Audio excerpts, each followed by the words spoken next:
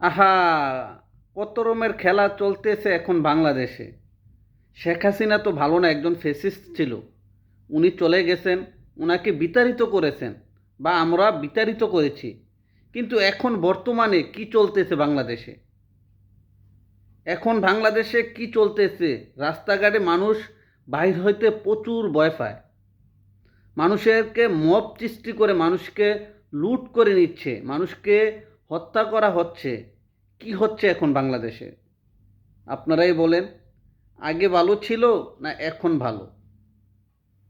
Fascist Sheikh Hasina বা স্বৈরাচার শেখ হাসিনা দেশটাকে যেভাবে কন্ট্রোল করে রেখেছেন, এখন কি আছে বাংলাদেশে?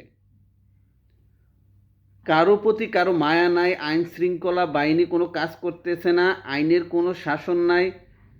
আর আমাদের মহাজন বসে আছেন চেয়ারে আঠা লাগিয়ে, তিনি উঠবেন না এবং তিনি দেখবেন না, এবং তার মনে করেন যে চোখের ভিতরে কালাপাট্টি বান্ধিয়া রাখছে। কারণ কিচ্ছু তার আমি না দেখব, আমি কিছুই দেখব না, আমার শুধু ক্ষমতা দরকার এবং আমার যতদিন দরকার আমি থেকে যাই, বাস খালাস, আর কোনো কিছু দেখার আমার কোনো দরকার নেই। বাংলাদেশে কি হচ্ছে? জায়গায় জায়গায় মব হচ্ছে, বাড়িঘর লুট হচ্ছে, টাকা পয়সা লইয়া মানুষে বাহার বাইরে মনে করেন যে চলতে পারতেছে না। এই অবস্থা চলতেছে বাংলাদেশে। কি অবস্থা বাংলাদেশ এখন? আল্লাহ জানে কবে এই মনে করেন যে সমস্যা সমাধান হবে। ফেসিস শেখ হাসিনা অথবা স্বৈরাচার শেখ হাসিনা দেশটাকে অনেক স্ট্রং করে রাখছিল।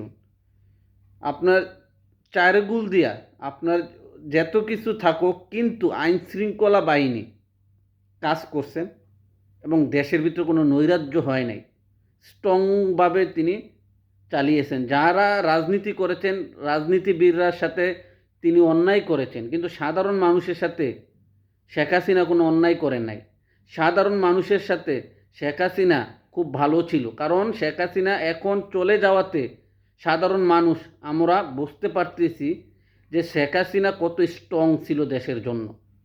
যারা রাজনীতিবিদ তাদের কথা আলাদা, তাদেরকে গুম করেছেন, তাদেরকে হত্যা করেছেন, তাদেরকে মামলা দিয়েছেন, হাজার হাজার নেতাকর্মী ফাঁসিতে ঝুলিয়েছেন, এটা আলাদা। এটা আলাদা, কারণ তারা রাজনীতি করেছেন, তারা রাজনীতির প্রতিহিংসা কাজ হয়েছেন বা এই কাজটা হয়েছেন। এটা শেখ হাসিনা অন্যায় করেছেন, এটা তারাই তারাই বুঝবে। কিন্তু আমরা যারা সাধারণ জনগণ ছিলাম, আমরা নিরাপদ বোধ করছিলাম শেখ হাসিনার আমলে। কিন্তু এখন যে অবস্থা, আমরা নিরাপদ বোধ করতে পারতেছি না।